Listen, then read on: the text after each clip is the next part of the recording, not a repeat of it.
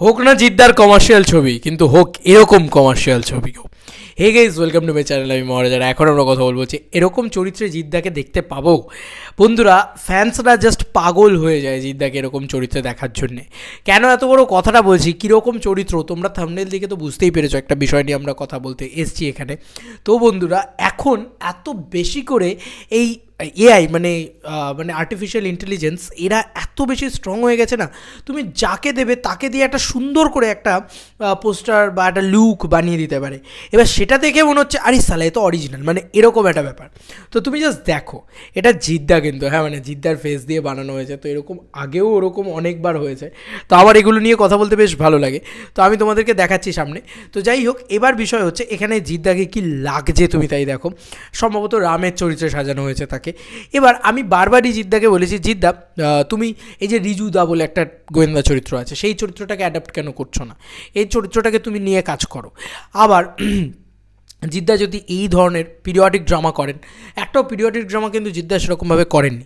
একটা বড়সড় periodic drama Jeddah করতে পারেন। জিদ্দা যে বাজেটে কমার্শিয়াল ছবি করেন, এগুলোও তো কমার্শিয়াল ছবি, এটাকেও তো কমার্শিয়াল মোড়কে বানানো যায়। একটা পিরিয়ডিক ড্রামা হোক না, মানে ওই বাজেটে, এই যে বাংলায় যেরকম বাঘাযতীন হলো 5 কোটি টাকা মতন বাজেটে, এরকম 5 কোটি টাকা বাজেটে জিদ্দার একটা পিরিয়ডিক ড্রামা হোক না, আমার মনে হয় খুব ভালো হবে কিন্তু, এবং সেটা খুব ভালো ডিরেক্টর বানালে আরও ভালো হবে। তো আমার একটা জিনিস বক্তব্য যে জিদ্দা নানান ভার্সেটাইলিটি নিয়ে এসো কমার্শিয়াল ছবির ভিতরেও। মানে তুমি যদি একটা গোয়েন্দা চরিত্র অভিনয় করো কমার্শিয়ালি, মানে অ্যাপ্রোচটা থাকুক কমার্শিয়াল অ্যাপ্রোচে, যেরকম সৃজিত মুখার্জি কাকাবাবু বানিয়েছেন, অ্যাপ্রোচটা কিন্তু প্রচণ্ড কমার্শিয়াল, কিন্তু ওই রকম একটা আইকনিক ক্যারেক্টারকে তুলে এনেছেন সেরকমভাবে বলছি গোয়েন্দার কথা। তারপরে জিদ্দাকে সব থেকে বড় কথা একটা চাঁদের পাহাড় বা এই যে কী বলবো অ্যাডভেঞ্চার টাইপের ফিল্ম, এ ধরনের ফিল্ম না জিদ্দার জীবনে একটাও নেই, আমার তো অ্যাটলিস্ট মনে পড়ছে না, তো কোনো মনে পড়ছে না। তো সেই জায়গা থেকে দাঁড়িয়ে একটা অ্যাডভেঞ্চার ফিল্ম হোক না জিদ্দা, মানে এগুলো না গ্রাসরুট এন্টারটেনমেন্ট। এবার ভাবো, আমার এটা বারবার মনে হয়, তো এই লুকটা কোথাও গিয়ে আরও বেশি করে ভাবাচ্ছে, এবং মার্কেটে যে চাহিদাটা আছে সেইটা খুব ইম্পর্টেন্টলি মানে তুলে ধরছে এই লুকটা।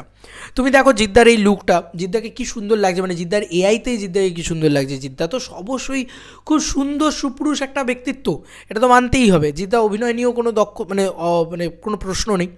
তো এখন এরকম ছবি তো আপকামিংয়ে আসছে, এটা আমি বলে দিতে পারি না, এটা বললে ভুল বলা হবে, কিন্তু সরি, চাহিদা যে আছে সেটা বোঝা যাচ্ছে। সেই মার্কেট অনুযায়ী জিদ্দা যদি আফটার বস 3 এমন করে নিজের ট্র্যাকটা সাজায়, ঠিক দেখো শাহরুখ খান কীভাবে নিজের ট্র্যাকটাকে সাজিয়েছে এবছরের, মানে 2023-এরই যদি ট্র্যাকটা আমি দেখি, কী সুন্দর সাজিয়েছে সে।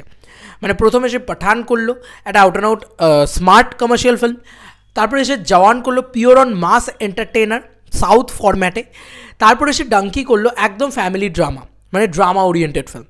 3টে ছবিই কিন্তু প্রচণ্ডভাবে সাকসেসফুল হলো। ঠিক জিদ্দার ক্ষেত্রে যদি জিদ্দা এরকমভাবে সাজায় যে একটা ফ্যামিলি ড্রামা ডিসেম্বরের জন্য তোলা থাক, ক্ল্যাশ হবে যে দেবদা ভার্সেস জিদ্দা ফ্যামিলি ড্রামায়, বা হয়তো একটু অন্য টাইমে এরম ফ্যামিলি ড্রামাই করলাম, একটা ভালো ফ্যামিলি ড্রামা একদম প্রপার ডিরেক্টরদের নিয়ে, যেরকম অভিজিৎ সেন ইত্যাদি, এরকম হতে পারে। আচ্ছা, একটা ছবি থাকুক অ্যাডভেঞ্চার ফিল্ম, একটা ছবি থাকুক পিরিয়ডিক ড্রামা, মানে তুমি দেখো ভাবো, মানে কতগুলো ভার্সেটাইলিটিও পাবো আমরা, কমার্শিয়ালিও পাবো, আর তারপরে বছর জিদ্দা আর আরেকটা লাইন আপে থাকুক একটা গোয়েন্দা ছবি, মানে সব ধরনের জিনিসপত্র। গোয়েন্দা ছবি মানে কিন্তু শুধু ফেলুদা ব্যোমকেশ নয়, এর বাইরেও গিয়ে আমি যে বলছিলাম রিজুদা, মানে বুদ্ধদেব গুহর যে রিজুদা সমগ্র রয়েছে, আমি পড়েছিলাম, আমার প্রচণ্ড ভালো লাগে। আর ওই ক্যারেক্টারটা না জিদ্দা পুল অফ করতে পারবে, এটা আমি ছাড়াও আরও অনেকেই এটা নিয়ে তোমাদের সাথে এগ্রি করবে একই মতে। আমার মনে হয় যে ওরকম ধরনের কিছু হোক, এবং জিদ্দা কিছু উপন্যাস ভিত্তিক কাজকর্মও করুক, সব মিলিয়ে থাকুক জিদ্দা আরও বেশি ভার্সেটাইল হয়ে উঠুক। আমি এটাই চাই, জিদ্দা অলওয়েজ ভার্সেটাইল, আমরা এটা সবসময় জানি, কিন্তু শুধুমাত্র কমার্শিয়াল ছবির মোড়কে বেঁধে থাকা মানে কিন্তু এটা নয়, এইগুলোকেও কিন্তু কমার্শিয়াল মোড়কে বানানো যায়, এবং অডিয়েন্স কিন্তু জিদ্দাকে এভাবে দেখতে চায়। বন্ধুরা, কি লাগছে, পুরো RRR মতন লাগছে পুরো বিষয়টা। তো আমার তো হেভি লেগেছে ব্যাপারটা, মানে আমার দারুণ লেগেছে। এই পোস্টটাও হেভি লেগেছে।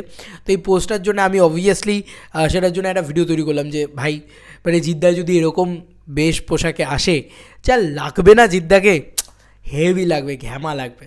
তোমাদের কার কি মতামত এই ভিডিওটাকে নিয়ে জানিও কমেন্ট সেকশনে। চলো বন্ধুরা, নতুন কোনো ভিডিওতে দেখা হবে, বাই।